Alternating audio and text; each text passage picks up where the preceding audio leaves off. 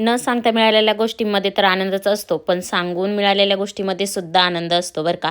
चला तर कसं असतं ते पुढं सांगते. तर त्याआधी ना आम्ही गेलो होतो बाहेर थोडीशी शॉपिंग करण्यासाठी. आज व्हॅलेंटाईन डे होता, पण आमच्यासाठी काही तो जास्त खास नव्हता, कारण आम्ही वरदला हॉस्पिटलला घेऊन गेलो.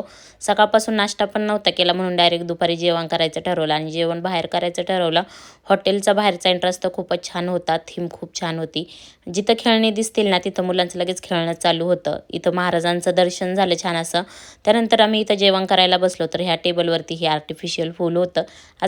आजचा व्हॅलेंटाईन डे काही जास्त स्पेशल वाटत नव्हता, कारण जबाबदाऱ्या वाढल्या ना की ह्या गोष्टींचं कौतुक थोडं कमीच होतं आणि आपल्या जबाबदाऱ्यांचं जास्त लक्ष दिलं जातं. तरीसुद्धा हा व्हॅलेंटाईन स्पेशल वाटत होता, कारण छान असं बाहेर जेवण केलं सगळ्यांनी मिळून. आणि रात्री मला आईस्क्रीम खाऊशी वाटली होती, मग ना मीच आहोंना म्हटलं मला आईस्क्रीम खायची आहे, घेऊन या. तर मीच सांगितलं त्यांना घेऊन या आणि मीच आईस्क्रीम खाल्ली मूव्ही पाहता पाहता. तर ह्या गोष्टीमध्ये सुद्धा मला आनंद खूप मिळाला. चला